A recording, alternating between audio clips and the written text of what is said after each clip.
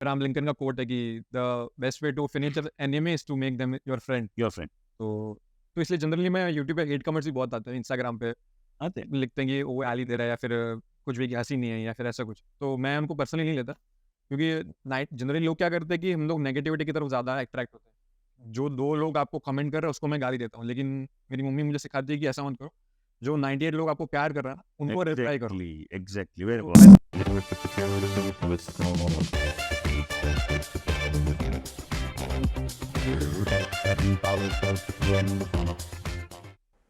Okay so episode number 3।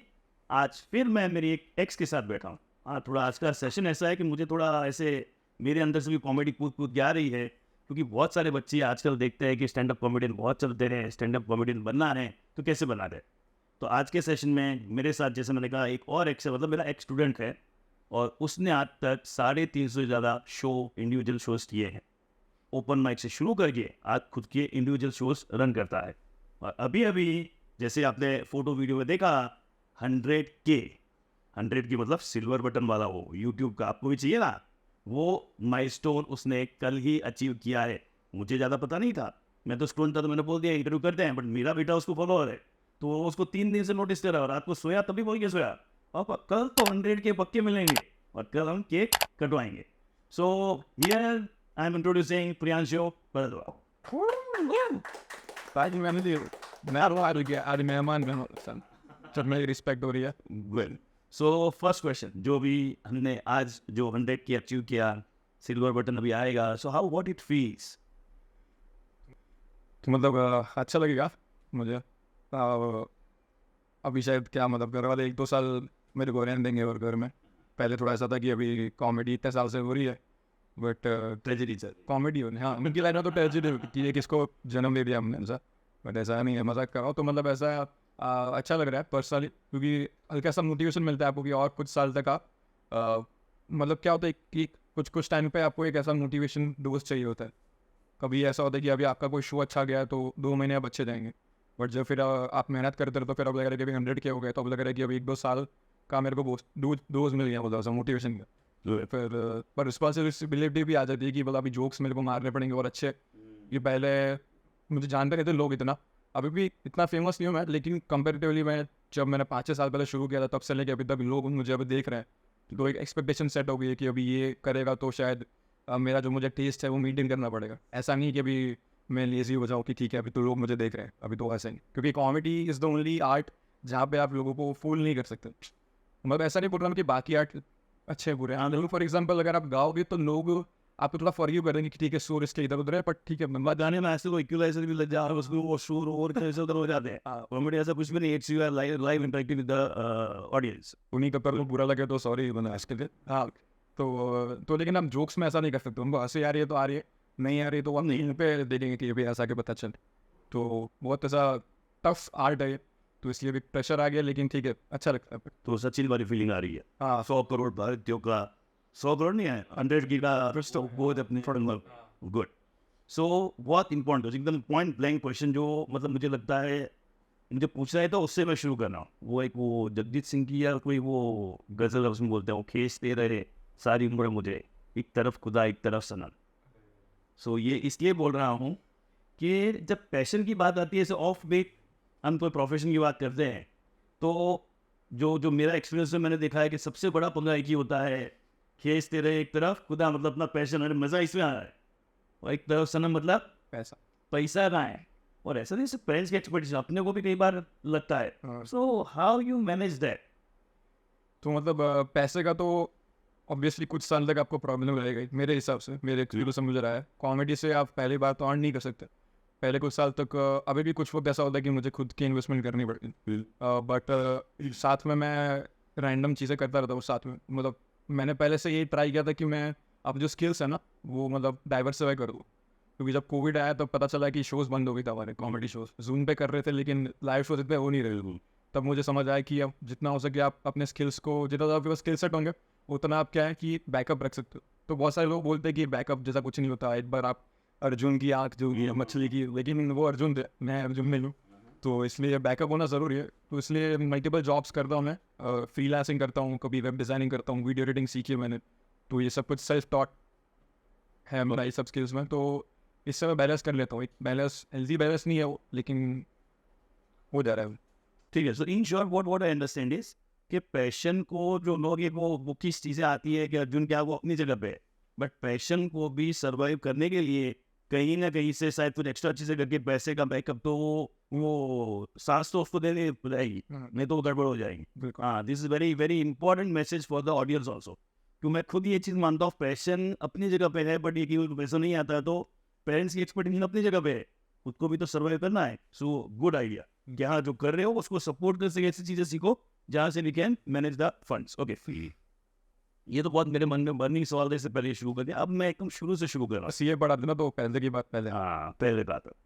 So last में comment भी करेंगे, कुछ ऐसे कॉमेंट राउंड भी करेंगे, कुछ एक्ट करेंगे तो वैसा भी लेना. So now I am starting from the beginning. You studied from me and honestly जब तक 1.5-2 साल पढ़ाई की you are not notice much. मुझे इतना याद है, mostly your in JH and mine. So इतना नोटिस है, इतना याद है कि फिलहाल जो बड़े स्कूल में है. First time you were noticed in the you also remember annual function. मुझे अभी भी याद है, तकिया वकिया डाल के you played the act of Naveen sir. So ये जो कॉमेडी का कीड़ा, उस टाइम तो स्टैंड अप कॉमेडी होता नहीं था. वे बेक इट्स 10-12 साल पहले की बात कर रहे हो, तो उस टाइम तो ये कीड़ा था. सो ये पहले से था, उस टाइम जस्ट वो फिल्म था. How it game in your mind? ये तो मैं भी सोचता हूँ अभी तक ये कैसे था. शायद आपको मैंने प्रेग्नेंट बनाया जिस दिन, तब से शायद इनका सर का एक्ट किया था मैंने, तो मैंने सर थोड़े से चबी थे तब, अब तो फिट हो गए चलो. तब मैंने ऐसा पिलो यूज़ किया था ताकि इनका मतलब सब बॉडी वेट बता सकूँ मैं. तो बट बचपन से ही मतलब मेरे दोस्त, मैं ये बता नहीं पाऊँगा, लेकिन मेरे दोस्तों से मैंने सुना है, मेरे घर वालों से सुना है कि मैं बचपन से ऐसा ही हूँ. शायद कुछ शॉर्ट सर्किट हो गया होगा मेरे डिलीवरी के वक्त, तो हो सकता है.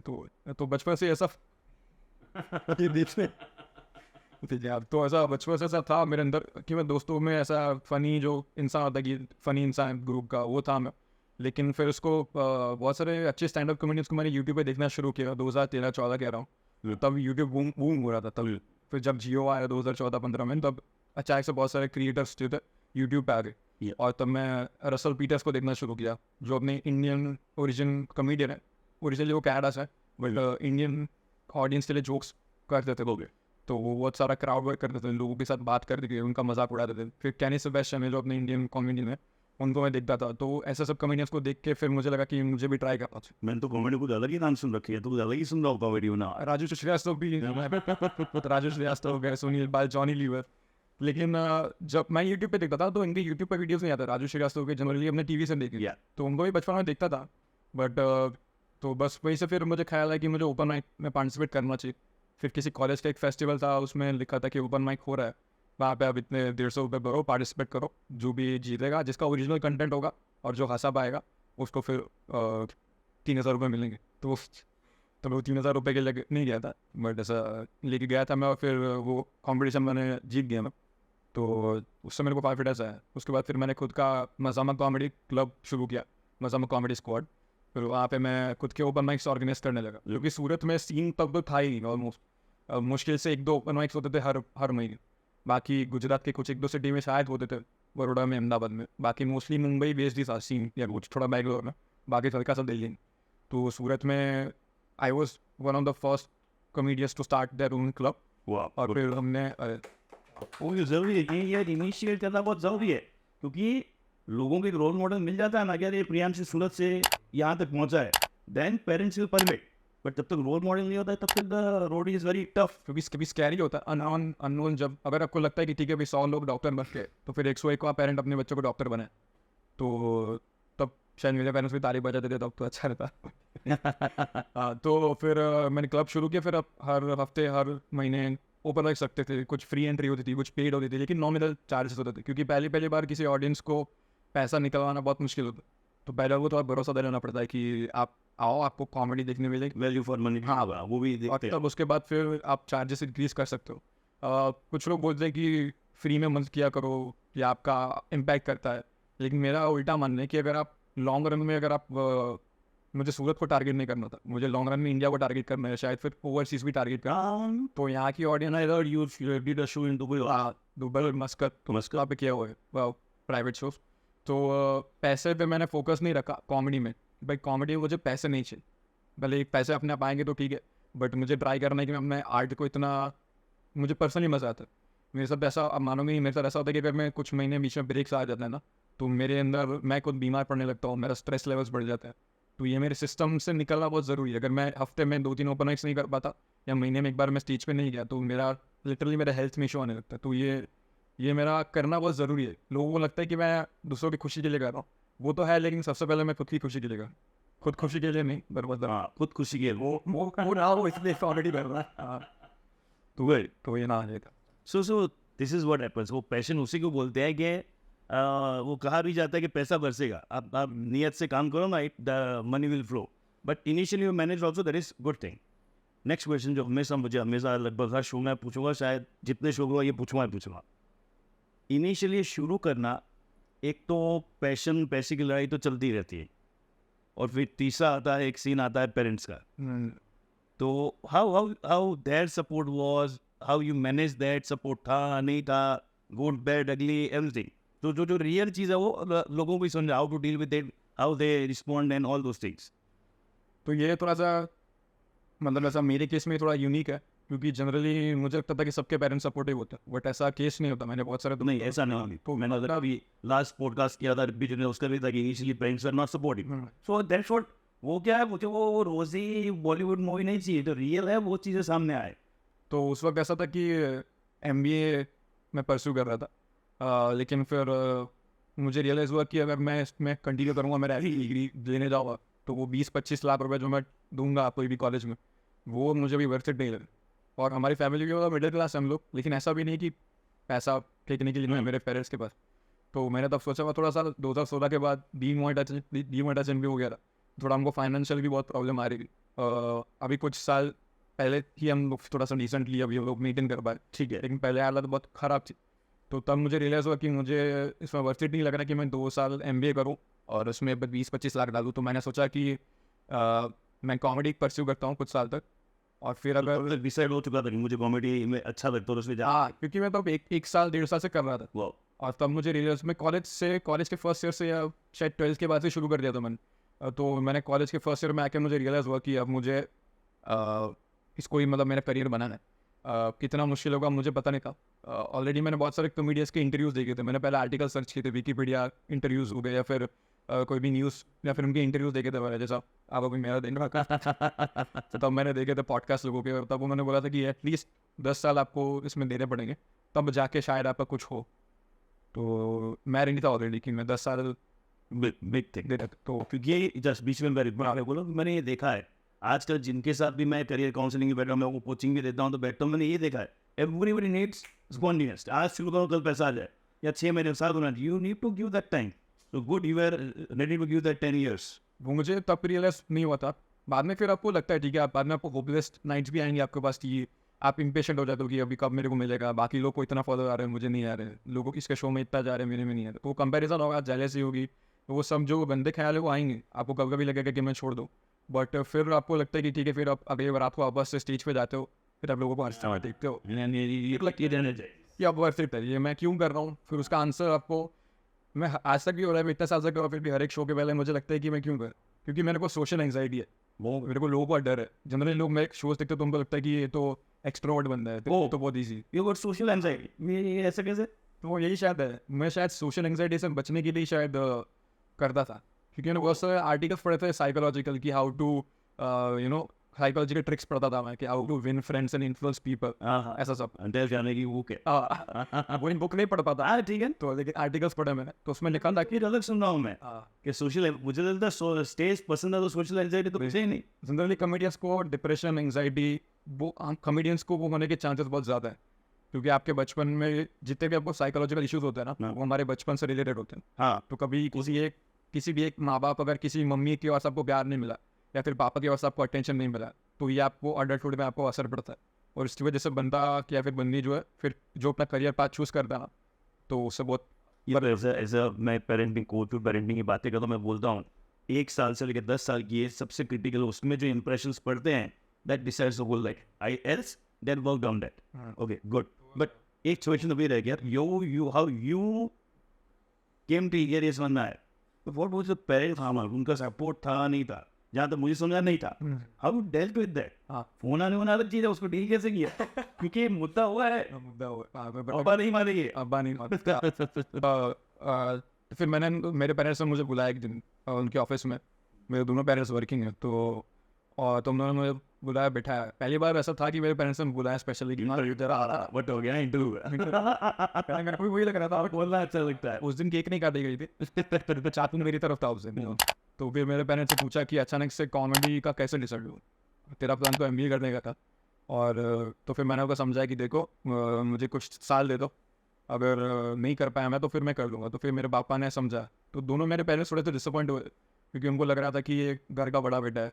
और और अपने इंडियन कल्चर वो चाहिए, वो उसको गाड़ी हो, बंगला हो, वाइट कॉलर जॉब, ऑफिस जाए, टाइम पे जाए, टाइम से आए। वो ऐसा नहीं था। मेरे पेरेंट्स पहले तो थोड़े अनकन्वेंशनल थे। ओके, उन्होंने भी रिस्क लिया है बहुत। ठीक है। और मेरी मम्मी क्लासिकली ट्रेन सिंगर है। ओह, तो वो जब 19 साल की थी तब से तो वो उन्होंने खुद को ट्रेन किया। वो भी तब शोज कर रही थी तब। अभी वापस से उनको मौका मिला है, क्योंकि मैं उनको सपोर्ट करता हूँ। तो वो भी वापस अपना आर्ट में वापस जाना चाहती। और मेरे जो दादा है वो नाटक कंपनी में काम करते थे, वो 1970s और 60s। तो वो खानदानी सब आर्टिस्ट में वो, मेरे को पता नहीं है रोहन जनरेशन का। तो ये कीड़ा जो है वो पहले से आ रहा है उनमें, बट कमर्शलाइज करने के लिए सपोर्ट किया उन्हें कि ये कीड़े को भी कमर्शलाइज करो सर। तो तब मेरे पेरेंट्स ने बोला था कि ये मुश्किल है। मेरे पापा ने मुझे बोला था कि ये जो कॉमेडी में जाना है, एक्टिंग में जाना है, ये दोनों सिमिलर फील्ड हो। हाँ, हज़ारों लोग रोज़ मुंबई जाते हैं, लाखों लोग जाते हैं, बट तो क्या होगा तेरा। उन्होंने मुझे ये नहीं किया कि तेरे से नहीं होगा, उन्होंने मुझे वो फ्यूचर दिखाया कि 5-10 साल बाद जब नहीं होगा तब तू क्या सोचे। तब मैंने कहा कि मेरे पास जवाब अभी नहीं। हाँ, थी जड़ी था वो बड़ी गाड़ी है यहाँ, ये सब क्या हम कैसे गए? बाजू वाला तो AC में, अब तू क्या कूलर में पानी डालेगा क्या गर्ल्स में।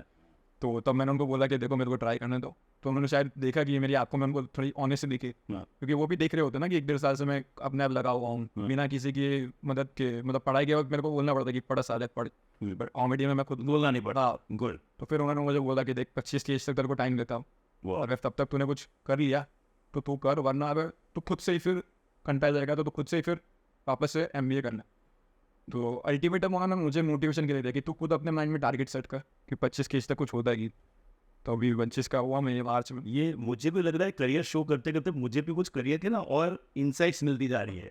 ये तीनों शो में एक कॉमन चीज़ है कि तीनों के पेरेंट्स ने किसी ने सपोर्ट तक नहीं था, सबकी एक कॉमन चीज़ आ रही है कि इस एज तक जहाँ सिंगल जहाँ धीरे धीरे मेरे को भी तेरे को पकड़ लेंगे। फिर अरेंज में हाँ, फिर अरेंज में तो गुड। तो 25 तक में अभी तो 100 की हो गया तो बहुत विस्टम आ जाएगा। गुड।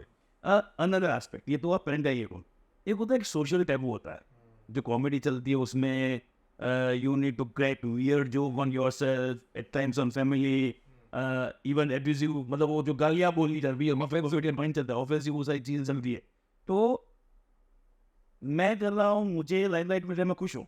लेकिन जैसे मैं कई बार बोलता हूँ ना कि इंडियन पेरेंट्स कैसे हैं कि बच्चा गाली बोले तो नहीं चलेगा, लेकिन गाली बोल के करोड़ रुपए लाके दे तो चलेगा। तो जब तक पैसे नहीं आ रहे हैं और गालियाँ बोल रहे हो, उसके कई बार फीडबैक नहीं जाते हैं। So what was their reaction, और what was the social pressure, how that to be dealt with? तो इसको 2 कैटेगरी में डिवाइड करता है कि मेरी फैमिली क्या सोचती थी।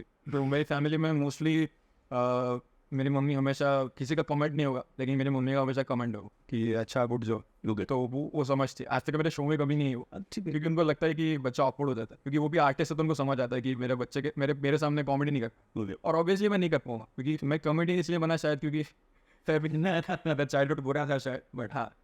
तो और फिर मेरे दादा ने मुझे एक चीज़ कही थी कि मैंने उनको पूछा कि मुझे कभी कभी कुछ कैरेक्टर्स करने में तो अजीब लगता। तो उन्होंने बोला था कि देख आर्टिस्ट कभी है ना, वो कभी ये चीज़ें नहीं सोचते, वो इन सब चीज़ों से परे होता है, उनको उसको कोई लेना था नहीं, उसको खाली सामने तो एंटरटेन कर। तो आप अपना ईगो इतना बड़ा मत रखो कि मैं ये नहीं कर सकता या मैं वो नहीं कर। आपको लोग आपको देखने आ रहे हैं, अपना कीमती समय दे रहे हैं, चाहे पैसा दे रहे हैं या फिर एनर्जी दे रहे हैं। कोई भी बंदा टाइम निकाल के रेडी होकर घर से निकल के आ रहा है ट्रू संडे इवनिंग को, और वो एंजॉय करने आ रहा है, एंटरटेन हो रहा है, वो ऐसा कर रहा है, उसको रिलैक्स हो रहा है। हाँ। या तो उन्होंने मुझे बोला, तब से मुझे जो मेरे मन में हल्का सा डाउट था वो भी निकल गया था। तो मुझे लगता नहीं कि जोक्स मेरे लिए जोक है, उसमें फिर गाली दो नहीं दो, अगर हंसी आ रही है तो वो जोक है, अगर हंसी नहीं आ रही तो वो जोक नहीं। तो बस यही लॉजिक है। और सोसाइटी की बात रही तो हमारी सोसाइटी शायद कंजर्वेटिव है, लेकिन ऑलरेडी मेरे से पहले से कई ऐसे कॉमेडियंस है, मतलब दिनकर मेहता अपनी गुजरात। अरे कब से तो लंदन में कहा ना उसे शो लेते थे। तो उनके 2 टाइप के शो होते हैं, हाँ। एक जहाँ पे आप फैमिली के साथ देखो और एक जहाँ पे आप शराब की ग्लास हाथ में रख के फिर वो शो देखो।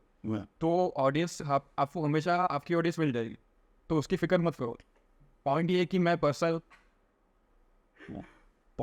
पर्सनल लाइफ में भी हंसी मजाक में गालियों का यूज़ करता हूँ। मेरे लिए गाली बचपन से ही एक एक्सप्रेशन, मेरे लिए वो ऑफेंसिव वर्ड नहीं। तो अगर मैं जोक उस पंच को एम्फोसाइज कर रहा हूँ, अगर वो कोई जो पंच लाइन हो, अगर वो गाली की वजह से अगर वो पंच लाइन हो और अगर 100 गुना ज़्यादा फनी बन रहा है, तो मेरे लिए वो जायज़ है।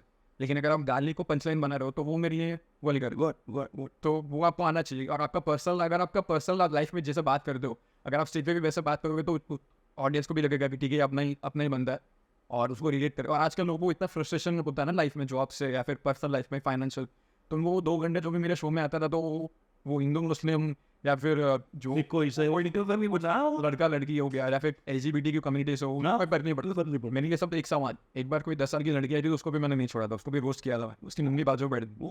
तो वो जो कॉमेडी है मेरे लिए एक समन क्लीशे लगेगा, बट वो मेरे लिए मंदिर के समान है कि एक बार आप कॉमेडी में आ गए मेरे द्वार में, तो उधर फिर आप सब एक समान। ये क्या है, ये इसलिए पूछना पड़ता है कि सोसाइटी 2 दाई चलवा रहे हैं। मैं जो हमारे एकदम क्लोज हमारा 6 दोस्तों का ग्रुप है, उसमें तो एक दूसरे नाम गालियाँ हैं, वो चलता है। लेकिन जब होता है ना कोई अरे ये तो गालियाँ बोलता है तो उसको करे से वहाँ वो नुकते चिन्ह होने शुरू, इसलिए वो अपने को उसको डील करना जरूरी होता है। जस्ट 2-3 बार बात आई, फिर कंफर्टेबल। ये मेरा क्वेश्चन इसलिए आ रहा है कि चाइल्ड साइकोलॉजी, पेरेंटिंग, मेरा बहुत डीपर रिसर्च है उसके ऊपर, मैं कोचिंग भी देता हूँ, काम भी करता हूँ। So,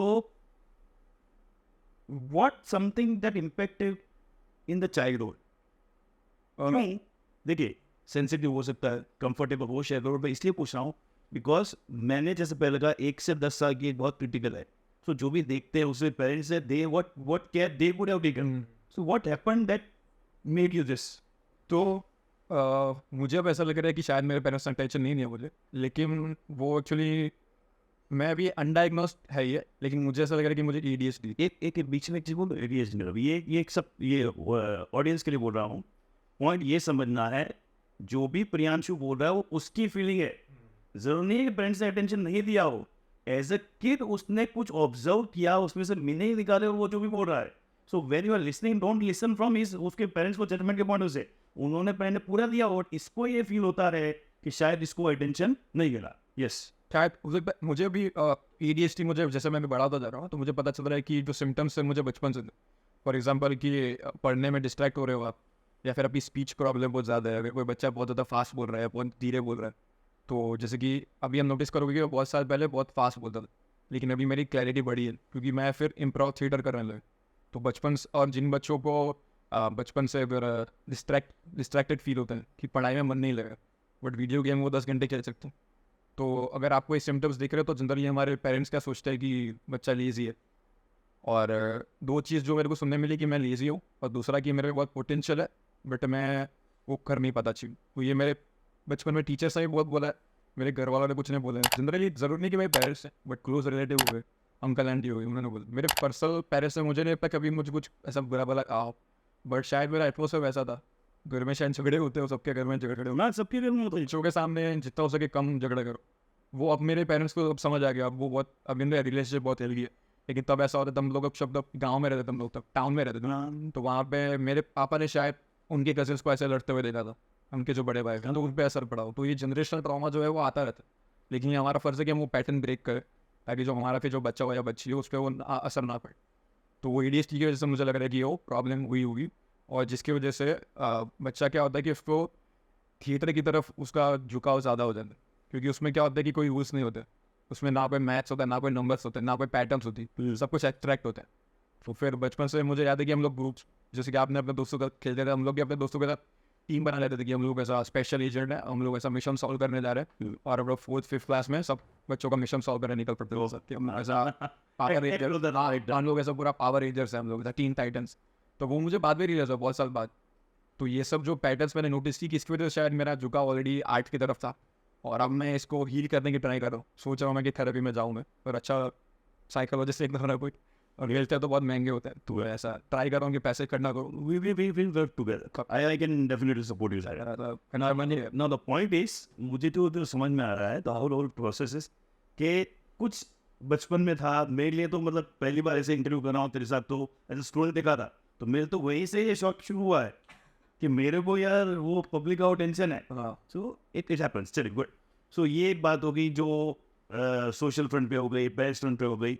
नाउ एक your front, inner you Priyanshu, कि तो होता है पापा को ये चाहिए, मम्मी को ये चाहिए। How is your journey from that 12th standard तक के अंदर डाल के मम्मी से कनेक्ट करके आप तक पहुँचने में, ups and downs, how you deal with that?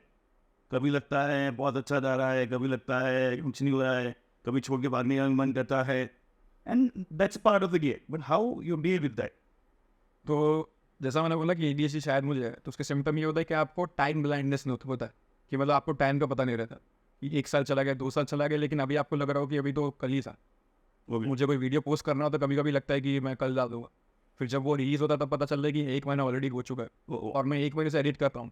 तो जब मैं एडिट करने बैठता हूँ तो मुझे पता ही चलता, 3 दिन चले जाते हैं, खाना पीना साइड में हो जाता है। मेरी मम्मी सपोर्ट करती है, अब वो समझती हो। हाँ, मुझे लगता है कि पहले से वो समझती ही थी, बट शायद मेरे पेरेंट्स जो ऑलरेडी वर्किंग थे ना, अब वो तुझे समझ में आ रहा है कि मम्मी समझ रही है। हाँ, क्योंकि तब वो वर्किंग दोनों पेरेंट्स थे, तो जो पहले 10 साल जो 15 साल जो साथ में रहना होता है वो नहीं दे पाए, उनकी गलती भी नहीं, क्योंकि हम लोगों को सर्वाइव करना था। हम लोग गाँव से इधर सूरत में, ठीक है खुद का घर ही है ना, तो बहुत प्रॉब्लम होती है, लेकिन मेरे ग्रैंड पेरेंट्स मेरे साथ थे, तो शायद मैं बच गया थोड़ा, बस So, so your childhood, दादा दादी के साथ गया, मम्मी पापा के साथ नहीं गया। कम गया। हाँ, बट अब मैं कोविड के बाद ज़्यादा टाइम स्पेंड कर पा रहा हूँ पेरेंट्स के साथ, क्योंकि अब उनको भी रियलाइज़ हुआ कि फैमिली की वैल्यू क्या होती है। हम सबको रियलाइज़ हुआ शायद, तो हम लोग अभी पैसे के पीछे कम भागते हैं, थोड़ा साथ में एंजॉय भी करो।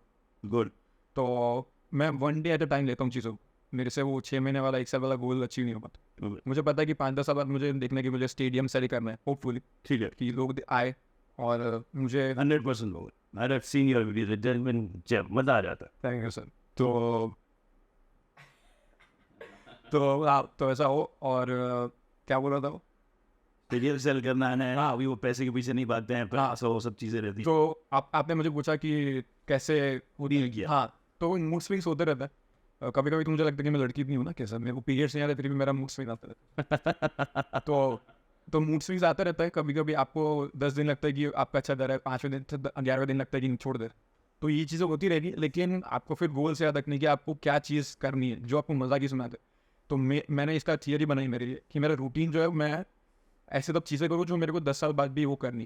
क्योंकि आपका रूटीन, अगर फॉर एग्जाम्पल आप सोचोगे कि 10 साल बाद मैं फैमिली के साथ टाइम स्पेंड करूँगा, लेकिन अगर आप रूटीन में 18 घंटे आप सिर्फ काम ही कर रहे हो, या फिर आप बाकी 15 घंटे अपने दोस्तों के साथ बिता रहे हो, तो आप 10 साल बाद फैमिली के साथ नहीं बिताओ, क्योंकि तब तक फैमिली आपकी डिस्टर्ब हो चुकी हो।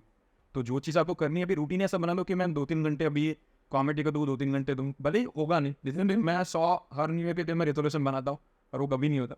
शायद भी किसी का होता होगा, अगर आप अंकित बयानपुरिया हो तो। और वो डेटा भी कहता है कि आर 1 या 2% है जो उसको रिजोल्यूशन आगे ले जाते हैं। तो ये मेरी थियरी है कि अगर आप 100% जो अपने गोल रखे हैं उससे 60-70% भी हो जाए ना, तो इनफ है। खुद पे प्रेशर मत रखो परफेक्शनिस्ट होने का। तो और 1 डे एट अ टाइम लो, एक एक दिन जो भी हो रहा है करो, और साथ साथ में सर्वाइवल के लिए पैसे कमाने का कोई साधन ढूंढ, जिससे आपको ना किसी और पर बर्डन हो और घर पे थोड़ी मदद भी कर। तो ये बना लॉजिक है। मोमेंट या स्टेज पे गए हो जब लगता है नहीं यार अब तो दिल हो गया, something that really you repent, और नहीं इसको मैं ठीक कर, बता दो। ऐसा तो आज तक हुआ नहीं है कि मैंने ऐसा कुछ बोल दिया हो जिससे मेरे को रिग्रेट हो। नॉट ओनली अबाउट स्टेज, कहीं पे भी किसी ने कमेंट किया हो तो ऐसे बता नहीं इट वाज हार्ट ब्रेकिंग यार, अच्छा नहीं हुआ। इट्स नॉट ऑन स्टेज, कहीं कोई सोसाइटी में किसी ने बोला हो, पेरेंट्स ने कभी कुछ बोला, दोस्तों ने कुछ बोला हो, something you yourself felt anyways. ऐसा तो कुछ हुआ नहीं है शायद, बट कॉमेडी का एक ये भी अच्छा टूल है कि जितना नेगेटिविटी आपको मिलेगी ना, उतने अच्छे कॉमेडियन आप बनो। ओके। तो मेरा फेवरेट कॉमेडियन है क्रेग फर्गसन। उनका एक कोट है कि अगर आपका बच्चा कॉमेडियन बनना चाह रहा है तो आपने पेरेंटिंग अच्छी कीजिए। तो ये सीरियस मत लेना इसको, पता चले कमेंट में कर रहे हैं कि ये नवीन सर किसको लिए मजाक कर रहा हूँ, ठीक है। तो क्या बोल रहा था कि पेरेंटिंग अच्छी नहीं की है, हाँ, अपने बच्चों को मेडिन देना नहीं। उसके पहले उसका कोट था, he must have quoted with some extra. हाँ, तो मुझे पर्सनली कब लगा, तो कुछ एक आध साल, 1-1.5 साल पहले ऐसा हुआ था शायद स्टेज पे, कि उस दिन कुछ झगड़ा हो गया था मेरे किसके साथ है, कुछ तो हुआ था, मेरा मूड खराब था, और मैं जब स्टेज पे चढ़ा, मेरा शो था 1.5 घंटे की, और मेरा क्राउड वर्क शो था, तो मैं ऑडियंस से बातें करता हूँ और उनसे मैं कॉमेडी निकालता हूँ हाँ बिना दिल दुखाए हुए। हाँ तो मैं ट्राई करता हूँ कॉन्शियसली कि मैं बुलिंग और कॉमेडी के बीच में एक डिफरेंशिएट है उसको, क्योंकि हल्के से किसी का लाइन ऑफ डिफरेंस है। हाँ, तो मैं किसी कम्युनिस्ट का नाम नहीं लूँगा, लेकिन कुछ होते हैं कि माइक उनके हाथ में आ गया तो वो भूल जाते हैं। एक जो सत्ता का अभिमान आ गया कि मेरे हाथ में माइक है तो लोग मेरा सुनेंगे, तो वो ऐसा नहीं है। मेरे हिसाब से एम्पैथी होनी चाहिए होनी चाहिए। तब बुलिंग में और कॉमेडी में डिफरेंस है। वो आपको पता चल जाएगा। आप ह्यूमर के ऐड में नहीं बोल सकते हो, उनको दिल से पता चल जाए। तो मैं ट्राई करता हूँ कि मैं जिसके एक्सपेक्ट से मजाक करूँ वो इंसान भी ऐसे और बाकी लोग भी ऐसे। और तो जितने नेगेटिव कमेंट्स मेरे पास आते हैं उसको मैं ट्राई करता हूँ कि मैं पॉजिटिवली लूँ। लेकिन एक बार ऐसा हुआ था कि एक लेडी ऑडियंस में आई थी और वो अपने टॉडलर के साथ आई थी, एक साल का भी नहीं होगा बच्चा। और अब मैंने जैसे ही मैं स्टेज पे चढ़ा तो क्या होता है, जनरली मेरे पहले एक ओपनिंग एक्ट होता है जो वार्म अप करता है ऑडियंस 5-10 मिनट। उसके बाद मैं आया और मैंने देखा कि एक फ्रंट रो पे छोटा सा बच्चा बैठा है। तो मुझे एस्टिकली बुरा लगा कि क्योंकि जनरली मेरे शो 16+ होते हैं, हाँ, तो भले वो बच्चा समझ नहीं पा रहा, लेकिन वो बच्चे के सामने मुझे मेरे जो ऑफेंसिव जोक्स है वो करने में मेरे को हिचकिचाहट हो रही है, मैं नहीं कर सकता। तो मैंने मेरी टीम मेंबर से बोला कि इनको पीछे बोल दो कि शिफ्ट हो जाएंगे। तो उनको थोड़ा ऑफेंसिव लगा कि अरे हमने पैसे दिए, हमको पीछे क्यों भेज रहे हो। बट मैंने बोला कि सॉरी प्लीज़ थोड़ा दूर रहो, पीछे चले जाओ, अब लाइट आ रही है आपके मुँह पर, मैं तुम्हें कॉमेडी दिया। तो फिर वो लेडी को थोड़ा बुरा लगा। तो पूरे शो के दौरान वो और एक 15 साल का लड़का था, वो बीच में कमेंट किए जा रहे हैं, हैकल किए जा रहे हैं। उनको लग रहा है कि ये कॉमेडियन है तो चलो इनको ऐसा रोस्ट कर दें। तो उस टाइम पे शायद मेरा मूड ऑफ था, तो वो पहले आधा घंटा मैं थोड़ा हताश था, मैं उनको खोल नहीं पा रहा था। बाद में फिर मैंने अपना को मनाया कि ठीक है यार, you never generate honesty. Don't just कई बार होता है you are lost and then you will die. वापस वो जो आग का गोला है वो वापस हमने आपको लेके आया मैं। फिर वापस फिर मैंने वो रोस्ट किया 1 घंटा, और फिर वो रोते रोते आज वो टपकने वाला था वो लड़के का। तब तक फिर मैंने बोला ठीक है चलो अभी ताली की अब ये लिमिट में आ चुके हैं। और फिर जो लेडी थे वो फिर मेरे को 500 rupees donation they the. Wow, good. It's not about 500. It's about she got your message. वो 500 रुपये दिए 100 रुपये में वो नहीं है, बट that's a pride. कि कोई अपने को हेट कर रहा था, हेट करते एंड में जाके 500 रुपये दिए जाते, तो हमने किस लेवल पर डिलीवर किया होगा। मतलब गुड जो अब्राहम लिंकन ने कोट है कि the best way to finish an enemy is to make them your friend. तो इसलिए जनरली मैं यूट्यूब पे हेट कमेंट्स भी बहुत आते हैं, इंस्टाग्राम पे आते लिखते हैं कि ये ओवर एक्टिंग कर रहा है, फिर गाली दे रहा है, या फिर कुछ भी हंसी नहीं है, या फिर ऐसा कुछ। तो मैं उनको पसंद नहीं लेता, क्योंकि जनरली लोग क्या करते हैं कि मतलब नेगेटिविटी की तरफ ज़्यादा अट्रैक्ट होते हैं। जो 2 लोग आपको कमेंट कर रहे हैं उसको मैं गाली देता हूँ, लेकिन मेरी मम्मी मुझे सिखाती है कि ऐसा मत करो। जो 98 लोग आपको प्यार कर रहे हैं उनको रिप्लाई करो। एग्जैक्टली मैं ट्राई करता हूँ कि मैं जो नेगेटिव है उसको इग्नोर करूँ, मैं बिल्कुल रिप्लाई ना करूँ। और जो मेरे को पसंद कर रहा है, भले अगर एक नातरी मुझे भी भेज रहा है, तो मैं अपने दिन में से टाइम निकाल के उसको लाइक करता हूँ, उसको रिप्लाई करता हूँ। Wow, you find that मैंने सारे कमेंट्स को रिप्लाई करता हूँ। Wow. 98 बस good. Thank you. नींद में दो Good. तो ये था। So the whole point is जो भले मैं तो यहाँ तक बोलता हूँ 98 पॉजिटिव हो रहे 2 नेगेटिव छोड़ 2 पॉजिटिव हो रहे उस पर फोकस करना ज़्यादा जरूरी है। बिल्कुल। क्योंकि लोग हर तरह से बोले हम जब पब्लिक डोमेन बैठे हैं तो सम वजह से अच्छा है, सम वजह से सबके अपने अपने बोले गुड लाइक बैड सबका अपना अपना। कभी कभी पर्सनल फ्रस्ट्रेशन भी होती है वो। सो उसको देख के नहीं चल सकता, अपने अपना काम अच्छे से करना है, दैट इज इंपॉर्टेंट। बिल्कुल। सो कभी कुछ ऐसा होता है कि जैसे अभी जैसे एग्जांपल दिया वैसे कि लोग रोस्ट करना चाहे आपको, अरे बिल्कुल। And how do deal with that? क्योंकि ये मुझे ऐसा बोला ना, I can speak very well, I am also stage person, मुझे स्टेज पे चढ़ना पसंद है, बोलना पसंद है, बट जब कॉमेडी की बात आती है, हाँ मैं प्लान कर रहा हूँ स्टैंड अप कॉमेडी बन जाना है, इट्स अ जोक, कभी भी नहीं जाऊँगा उससे, इट्स नॉट माई फोटे। मैं कोचिंग सेंटर चलना है। ये धमकी दे रहा है। नहीं नहीं तो फिर देख लेंगे। हाँ। सो आई मिस द पॉइंट। वो होता है कि लोग आपको रोस्ट करते हैं क्या? लोग आपको रोस्ट करते, मुझे जैसे लगता है कि यार सामने वाला खींचाई करना शुरू कर देंगे तो उसको कैसे डील करते, तो how you deal with that? तो उसको भी ऐसा नहीं कि वहाँ जाके मैं कुछ उसको बोले हो माँ बहन बोल, उसको करना मुझे कॉमेडी में ही है, उसको ऐप रिप्लाई भी देना है, उसको बुली भी नहीं करना है, और सबको मजा आए वैसा भी करना है। It's a very tricky situation. तो उसका ऐसा है कि बचपन से मैंने ऑलरेडी इतना बुली हुआ हूँ और किया भी है, तो बचपन में दोनों साइड देखी है मैंने। तो बचपन से मैंने इतना मेरे बारे में इतना बुरा, मैं खुद का सबसे वर्स्ट क्रिटिक हूँ। मतलब मैं वीडियो मेरा जब तक मुझे पसंद नहीं आता तब तक कोई और देखेगा तो बोलेगा कि ये डाल दे यार, इतना अच्छा तो है, बट मुझे अभी भी सेटिस्फेक्शन नहीं होता। तो वो मेरे अंदर जो वॉइड है ना, तो वो मेरा वॉइड इतना बड़ा है कि कोई मुझे इतना कुछ बुरा बोल नहीं सकता जो मैंने ऑलरेडी मेरे बारे में सोचा था वो। तो अगर सामने अगर क्रिएटिव है तो मुझे ऐसे आती है, अगर उसमें मेरा रोस्ट किया लेकिन अगर वो क्रिएटिव है हल्का सा भी, तो मैं रिस्पेक्ट करता हूँ एज अ कॉमेडियन। हाँ ठीक, टाइमिंग की रिस्पेक्ट करता हूँ, क्रिएटिविटी की रिस्पेक्ट करता हूँ। तो आज बहुत बार ऐसा स्टेज में होता है, और मैं वैसा कॉमेडियन नहीं हूँ कि ईगो पे ले लो। अगर किसी ने मेरे पे बोल दिया है तो ऐसा नहीं कि अभी मैं आधे घंटे तेरे को सुनाता हूँ। और जनरली इंडिया में अपन, यूएस में क्या है कि हैकलर्स अभी इतने हो चुके हैं क्योंकि वहाँ पे ड्रंक होने सकते कभी कभी, और वहाँ पे कॉमेडी को शायद 100 साल ऑलमोस्ट हो चुके हैं शुरू हुए। अपनी इंडियन कॉमेडी जो सीन है वो 10 साल हुए मुश्किल। ना अभी ये स्टैंड अप कॉमेडी तो अभी मतलब ट्रेडिशनल स्टैंड अप जो राजू श्रीवास्तव जो करते थे, जो वो अलग था, वो करते वो अलग था। लेकिन जो भी ट्रेडिशनल जो यूट्यूब पे कॉमेडियंस है वो भी 10 साल से। 10 साल ही है, 10 साल तो बहुत लेटेस्ट है। तो यहाँ पे हेकलर, मुझे नहीं लगता कोई आपको जानबूझ के डिसरिस्पेक्ट करना चाहिए इस बीच में बोलते थे। हाँ, क्लब एग्जैक्ट मीनिंग, क्योंकि ये कॉन्वेंट चलता हुआ ऑडियंस को सॉरी नहीं है। हाँ, तो हैकल यानी ऐसा होता है कि कोई भी ऐसी चीज करो या बोलना जिससे आर्टिस्ट को किसी भी तरह से डिस्टर्बेंस हो। ओके, तो हैकलिंग कभी पॉजिटिव भी होता है, कभी किसी ने जोक मारा तो लोगों को हंसी आ गई लेकिन आर्टिस्ट डिस्टर्ब हो गया।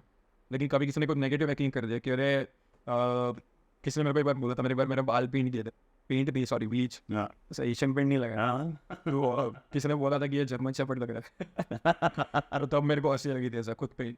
तो उसको मैंने स्पोर्टिंग ही लिया था क्योंकि लग रहा था मैं जर्मन शेफर्ड, ठीक है ना, तो उसमें क्या हो हंसोंगा मेरे को नहीं था। तो ऐसा कोई इशू नहीं है आजकल लोग, और तभी लोगों को मजा आता है जब अगर सिर्फ कॉमेडियन रोस्ट, और मैं कभी ऐसा दिखता भी नहीं कि मैं उसकी ले रहा हूँ या फिर मैं रोस्ट कर रहा हूँ, मैं कभी ऐसा नहीं देखता। मैं जनरली लोगों से बात करता हूँ ना तो मैं क्यूरियोसिटी से बात करता हूँ। मैं कभी भी ऐसा नहीं करता कि वो बोलेगा कि आप क्या करते हो सर, मैं इंजीनियर हूँ, अच्छा मतलब आप जॉबलेस हो। मैं कभी भी पहले जोक मारने की ट्राई नहीं करता, मैं पहले जानता कि उसका जो स्टोरी क्या है, जो एक्सक्लूसिव है, और जब वहाँ पे कुछ वो मैसअप करेगा कुछ बोलने में या फिर कुछ ऐसा मेरे को लगेगा कि इसमें से ऑर्गेनिक ह्यूमर निकलेगा, तब मेरा दिमाग सबकॉन्शियसली वो जोक फायर करेगा और तब वो अपने आप ऑर्गेनिकली लोगों को हंसे। तो मैं ट्राई नहीं करता कि मैं उसको नीचा दिखाऊँ, वो मेरा इंटेंशन कभी नहीं होता। और जब आपका इंटेंशन ऐसा होता है कि आपको सिर्फ हंसी आपका गोल है, तब लोग भी वो झेल लेते, ठीक है कि ये बंदा सीरियस नहीं है, और तब 2 दिन जो मेरे पे भी आते हो तो मैं भी झेल लेता हूँ, तो लोगों को मजा आता है। मजा। मेरा भी नया वीडियो है, उसमें किसी ने मुझे पूछा था, 40 मिनट का देखना है यूट्यूब में, तो उसमें किसी ने मुझे पूछा था कि मैंने पूछा था कि ठीक है, कोई साइकोलॉजिस्ट आई थी ऑडियंस में, मैंने पूछा कि आपको देख के क्या मेरे को देख के क्या लगता है audience the biggest issue in my life, तो किसी ने ऑडियंस ऐसा बोला था कि कॉमेडी। आप ऐसा हंस रहे हैं और वहाँ पे मैं ऐसा दिल पकड़ रहा हूँ कि यार ये बंदा मेरा ऐसा सच का रास बोल रहा है, तो वहाँ पे लोगों को मजा है। फिर मैंने उसको भी जोक में ले लिया, तो वो जोक क्या है उसके लिए वीडियो देखें। ये जरूर सबसे सीखा है मैंने। सो ये जो कॉमेडी का पूरा फ्लो चलता है, एक तो होता था जो राजू श्रीवास्तव या जॉनी की उनको बोलते तो वो मूवी की स्क्रिप्टेड जैसे जी रहे थे। ये जो तेरा शो जो जितने में देखे, it's like you go there, it's a completely conversation. शायद कोई एक भी जोक तो सोच के नहीं जाता है कि आज जाके, जैसे पहले के जो शो देखते उसमें क्या हो जाके वही बोल रहा है या 15 मिनट आधा घंटा मतलब जो स्क्रिप्टेड शॉर्ट ऑफ थिंग। पहले जितने भी शो देखे it's like you go there, you speak to people, उनसे बात कर करके वहीं पे वो ह्यूमर क्रिएट होता है। How to master this art, तो अल्टीमेटली जो देख रहे हैं उन पे मिला चाहिए, मुझे इसमें जाना है, तो ये सब चीज़ें सीक्रेट क्या आएंगे and how you get the confidence.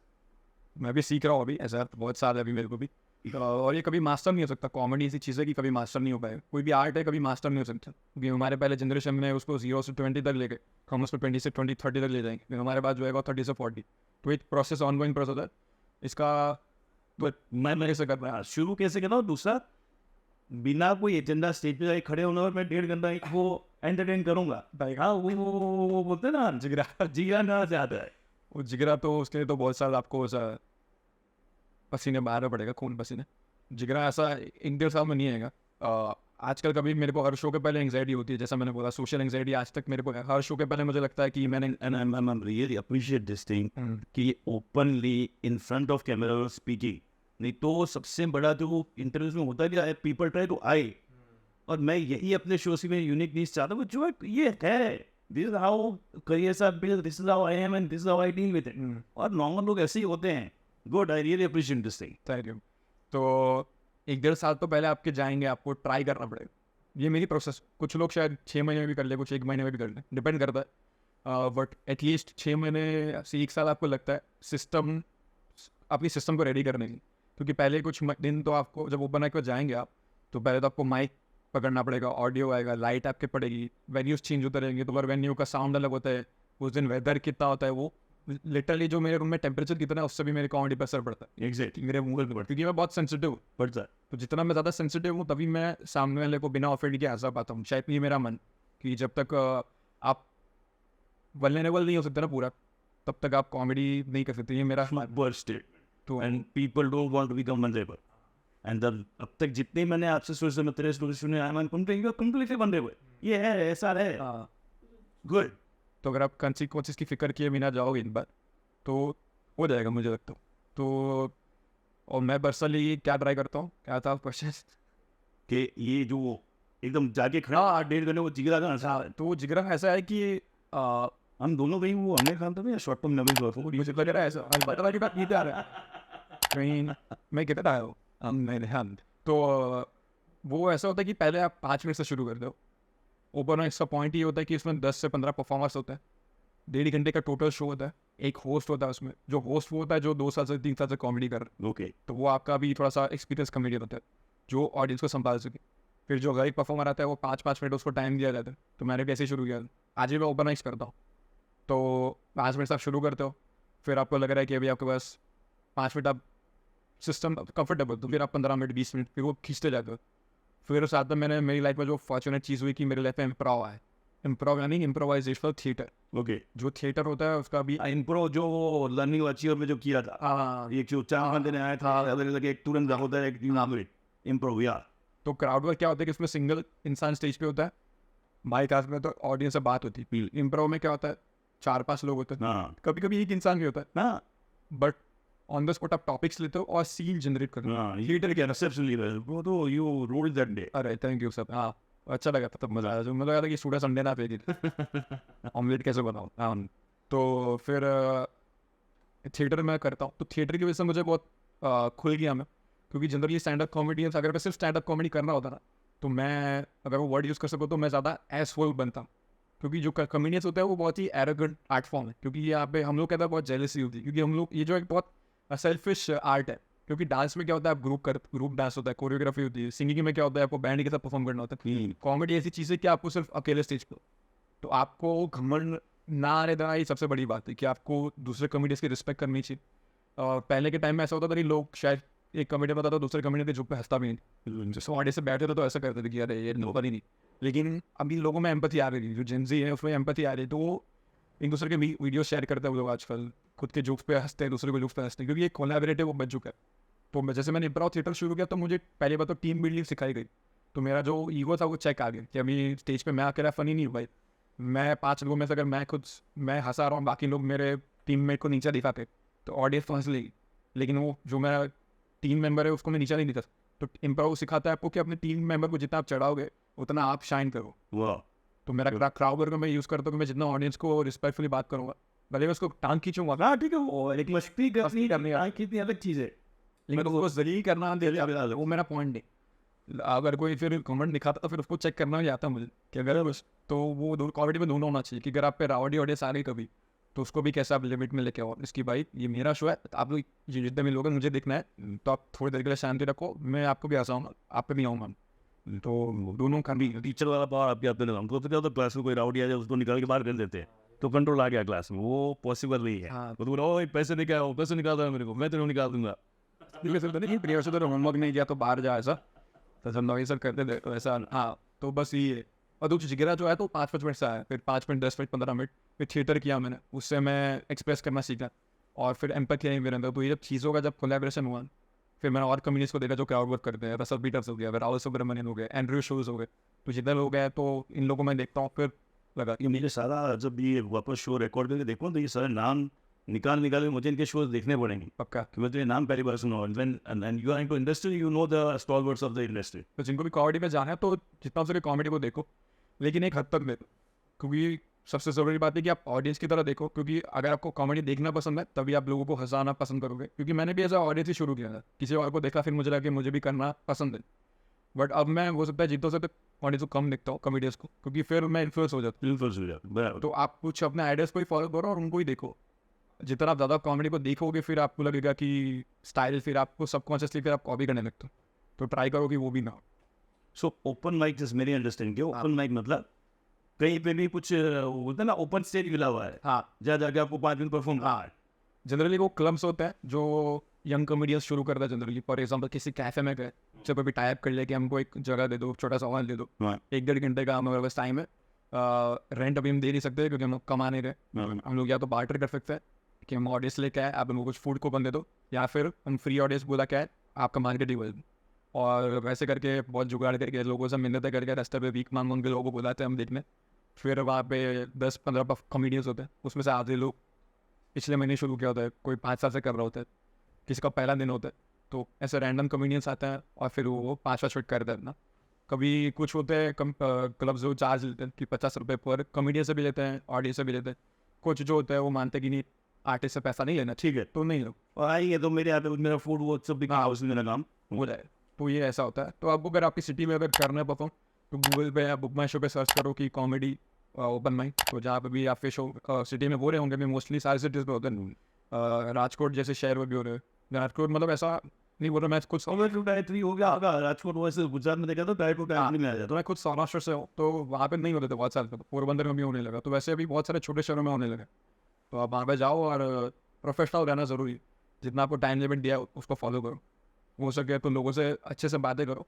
क्योंकि कॉमेडियंस क्या होता है, जो भी आर्टिस्ट होता है ना, फिर पोएट हो गए, म्यूजिशियन हो गए, वो क्या करता है कि सोशल स्किल्स पे काम नहीं करते। सिर्फ अपना आर्ट पे काम मत करो, सोशल स्किल्स पे काम करना ही करो। पड़ेगा। और दूसरा चीज़ होगा कि मार्केटिंग पे भी काम करो। पर मार्केटिंग में अपनी बिना काम नहीं चलेगा। खुद का इंस्टा पेज जो व्हाट्सएप पे जो आपका कोई भी अगर कम्युनिटी है वो बना हुआ है, फिर यूट्यूब पे चैनल बना दो और उस पर कुछ ना कुछ डालते रहो। इससे क्या होगा, पहले 1-2 साल तो आपको एक्सपेरिमेंट करने में लग जाएगी। आपको लगेगा कि मैं जो पहला वीडियो डाला वो उसमें वायरल बन जाऊंगा, लेकिन ऐसा बहुत रेयर केस में होता है। वायरल होने का चांसेस सिर्फ नहीं होने वाला है। इट टेक स्टेप्स, एक बीच भी अगर मैं बोलता हूँ तो इसका सबका एक जर्नी है, उस जर्नी से पहले वो फल नहीं आने वाला है, तो पेशेंस तो चाहिए। ओके, तो जितना जल्दी हो सके स्टार्ट करो। गुड। जैसे मुझे या किसी को भी ओपन माइक में एज अ आर्टिस्ट जाना है, तो कुछ club journal, what's the process? Process का कुछ सिंपल है। आपके सिटी में कोई भी क्लब होंगे 2-3, फॉर एग्जाम्पल यहाँ पे हफ्ते क्लब है, वो फिजिकल वेन्यू, उसकी जगह पे फिजिकल वेन्यू नहीं होता, सिर्फ वर्चुअल क्लब्स होते हैं। जूम हाँ होते हैं, जूम पे जूम में मतलब वर्चुअल होते हैं। वर्चुअल क्लब्स होते हैं, मतलब क्लब का कोई ऑफिस नहीं होता, इंस्टा पेज होगा और जैसा, बट वो वेन्यूज बदलते रहते हैं, कैफेज हो गया, रेस्टोरेंट। गुड। तो कोई भी सर्च करो, उसमें अप्लाई करो, उनको डीएम कर दो कि नेक्स्ट ओपन कब हो रहा है, मुझे परफॉर्म करना है, तो आपको डेट्स बता देंगे और फिर अब आप जाओ परफॉर्म करो। और ये सिंपल प्रोसेस है। उनको ईमेल कर सकते हो या फिर डिपेंड करेगा, अलग अलग क्लब का अलग। तो ऑलमोस्ट अगर ईमेल और करते हैं तो they select they call you normally, क्योंकि अभी सीन पड़ रहा है, अभी इतना हमारा कोई बॉलीवुड जैसा नहीं है कि यहाँ पे बहुत सारे स्कैमर भरे पड़े। आपका कास्टिंग काउच नहीं होगा होपफुली। तो हाँ, तो अभी हमारी इंडस्ट्री इतना क्यूरेटेड नहीं, तो अभी आप बहुत फ्री फ्लो है, डिमांड सप्लाई फ्री फ्लो चल रहा है, तो कोई भी आके डिसरप्ट कर सकते हैं 1 साल में 2 साल। कॉमेडी के रूल्स नहीं है। Rules. Okay, so now from here where we are to see that, से तो बोला था कि नहीं मैं एक दिन सोता हूँ, फिर भी एक इजी सा पिक्चर क्या दिखता है अगले 4 साल 5 साल 10 साल में, कहाँ प्रियांशु होगा? मैं ट्राई करूँगा कि मेरे यूट्यूब को और ग्रो करूँ, मैंने इन साथ सोशल मीडिया को, गेम को थोड़ा स्ट्रॉन्ग करूँ। क्योंकि अब मुझे ऐसा लग रहा है कि मुझे आर्ट अपने में जो क्राफ्ट है उसको मेरे को अभी मरते दम तक सीखना तो है, बट अब मैं ऐसे स्टेज पे आ चुका हूँ कि अब मेरे को लगा है कि मैं 1.5-2 घंटा लोगों को एंटरटेन कर सकता हूँ।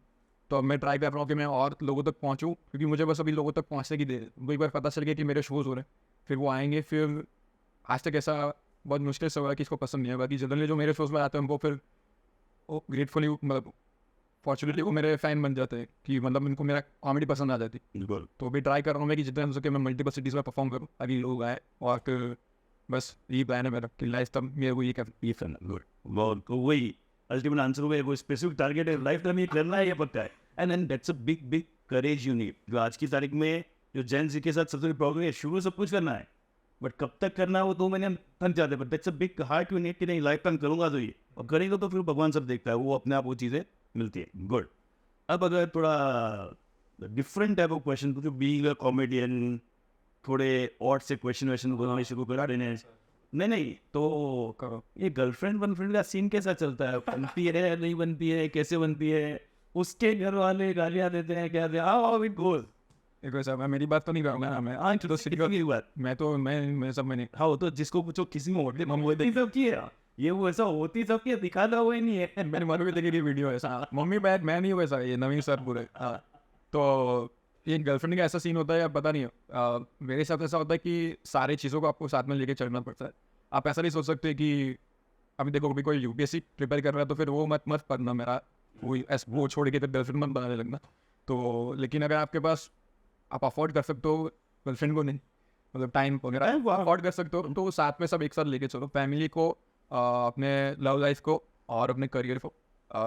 इकिगाई करके कॉन्सेप्ट होता है। हाँ इकिगाई, जापान में तो प्रोफेशन में आप ऐसा देखते हो कि जो चीज़ आपको पसंद है, जो इसमें आप पैसा कमा सकते हो, और जो आप पता नहीं जो लोगों को पसंद है, तो वो तीनों चीज़ करके आप बैलेंस ढूंढो। सेम लाइफ में भी ऐसे करो। तो मेरा मानना है कि सब एक साथ ही लेके चलना पड़ेगा। और जो इंटरकास्ट का इशू आएगा जो भी आए तो उसके लिए आपको थोड़ा मनाना पड़ेगा लोगों को, तो देखते हैं मतलब मैं I'm just asking about the struggle. कैसा ये वापस नहीं गर्लफ्रेंड कैसे बनानी है? मेरा क्वेश्चन इज कोई गर्लफ्रेंड बनती भी है, नॉट अबाउट यू, कोई गर्ल है उसका बॉयफ्रेंड बनता है तो जो उस रिलेशनशिप में आता है तो वहाँ पे मुद्दे आते हैं ना, अरे यार लड़का तो कॉमेडी करता है, इस तरह से गाने बोल रहा है, अभी सेटल नहीं है, ये है तो, और अल्टीमेटली एवरीथिंग इज जैसे बोला वो एक सब कुछ चाहिए. तो वो उसके लिए आपको पार्टनर ऐसा होना चाहिए जो समझे. सबसे आधी प्रॉब्लम तो वही सॉल्व हो जाती है कि आप ऐसे पार्टनर ढूंढ रहे हो, लड़का या लड़की जो आपको सपोर्ट करे. और स्टार्टिंग में आप हो सके तो गोल्स डिसाइड कर लो अपने, जो 3-4 बेसिक जो होते हैं कि फैमिली प्लानिंग हो गया या फिर करियर वाइज या फिर शादी के बाद कौन किसके घर पे रहेगा, क्या रहेगा, ये 3-4 बेसिक क्वेश्चन है वो पहले ही डिस्कस कर लो, जिससे आपको पता चल जाए कि कंफर्टेबल होगी, ताकि फिर बाद में हार्ड ब्रेक ना हो. और पहले से ही थोड़ा एक्सपेक्टेड रहो कि अगर अलग अलग कास्ट के लोग हो तो कितना प्रॉब्लम आएगा, अगर अलग रिलीजन के लोग हो तो जिंदा बच्चों भी नहीं. तो वो देख लो. तो अच्छा गुजरात में तो फिर भी अच्छा है, तो अच्छा यूपी में नहीं है, ऑनर डीलिंग हो जाता हम. Got. So almost as to question and anything you would like to add from your end कि ये मिस रह गया, ये आना चाहिए, फिर कुछ मिलके कॉमेडी करेंगे, you share something. कुछ बचा तो नहीं है, अभी तो ऑनगोइंग प्रोसेस है, मैं भी सीख रहा हूँ अभी, तो कोई भी कमेडी से आप एडवाइस मत लो. So एक चीज एक जो क्वेश्चन आ रहा है, किसी को प्रियांशु ब्रदर शो रख पाना, how to contact, where to contact, very critical. तो मैंने जो सारी राम कहानी तो गाली. अब एक कबूतर है मेरा इंस्टाग्राम और यूट्यूब पे डिस्क्रिप्शन में मिल जाएगा आपको, मेरा ईमेल है, उस पर आप ईमेल भेज दो तो मेरी टीम में से कोई भी रिप्लाई करे.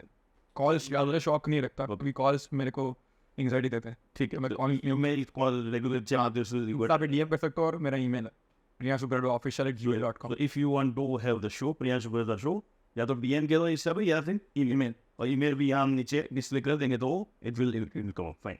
अब कॉमेडी में you can suggest because you are master of that, या फिर मैं तो वो छोटा सा तो गुजराती में कोई कॉलम से आती थी जिसमें कोई सवाल पूछो उसका उल्टा ही जवाब देने का, वैसा कैसे वो you suggest something will and get that comic part. ठीक है, अब इम्प्रोव में एक छोटा सा गेम होता है स्टोरी टेलिंग, वो हम करते हैं. ओके, तो एक सजेशन लेते हैं हम, हमारे ऑडियंस बैठे हैं ना, 10 मिलियन लोग बैठे हैं उसमें से किसी को एक सजेशन देंगे जो 10 मिलियन है ना, जो दे जा रहा है यार कॉन्फिडेंस बताओ. तो नवाबी नहीं करते तो ये इनमें से कोई भी टॉपिक लेंगे, जो भी टॉपिक देंगे ना उसमें हम फिर आप एक लाइन बोलेंगे, फिर मैं वही लाइन को कंटिन्यू करके फर्स्ट पर्सन में हम स्टोरी बनाए. ठीक है, फॉर एग्जाम्पल बस. अच्छा अभी करो सर आप, पता तो कॉम्पिटिशन हो जाएगी. अरे तो मेरे को आप नहीं करो हो जाएगा. तो हम स्टोरी बिल्ड करेंगे. ठीक है, फॉर एग्जाम्पल कि क्या ना हो सकता है, मैं वहाँ से गया, फिर मैंने पानी पिया और मैं घर आया, तो मेरे को एक दूसरे की स्टोरी कंप्लीट करनी है एज अ वन पर्सन. ठीक है, चलो तो कोई भी सजेशन लेते हैं जैसे एंडिंग सेशन. कोई भी क्राउडेड प्लेस बताओ भैया, कोई जहाँ पे भीड़ रहती है, सूरत में छोटा बाजार. ठीक है, और कोई भी रिलेशनशिप बता, दो इंसानों के बीच, जेंडर न्यूट्रल, कोई भी रिश्ता, पर कोई भाई बहन हो गए या फिर हस्बैंड वाइफ, गर्लफ्रेंड बॉयफ्रेंड. अरे ये तो FIR लगा हमारे हस्बैंड वाइफ की बात कर रहे हैं, बॉयफ्रेंड गर्लफ्रेंड की बात कर रहा है. हाँ भाई बहन मेरे तो ये सारा बॉलीवुड का नॉलेज होगा. बॉयफ्रेंड गर्लफ्रेंड रखते हैं ना सर ने, टॉपिक इनको सर को टॉपिक बहुत पसंद आया. मैं रहता हूँ, मैं तो क्या है, मैं तो अभी बोलता मैं तो पिछले 23 साल से 16 साल का 16 साल के बच्चों के साथ रहता हूँ. So you are average of 5% related. ये अच्छा है. यस, चलिए. तो वो गर्लफ्रेंड बॉयफ्रेंड है. ठीक है, हम लोग इन अ क्राउडेड मार्केट प्लेस. हाँ, तो ठीक है, चलो गेम को रूल चेंज करते हैं. ठीक है, हम नंबर ऑफ वर्ड्स में बात करेंगे. ठीक है, आप सिर्फ 5 वर्ड में बात कर सकते हो और मैं सिर्फ 2 वर्ड में. ठीक है, समझ आ गया. वो गर्लफ्रेंड समझना है कि बॉयफ्रेंड, बॉयफ्रेंड मैं गर्लफ्रेंड ना, हमारे बाल लंबे. ठीक है, मैं गर्लफ्रेंड बॉयफ्रेंड और हम लोग छोटा बाजार में. ठीक है, और हम लोग ये सब डायलॉग में बात करेंगे, 5 वर्ड और 3 वर्ड.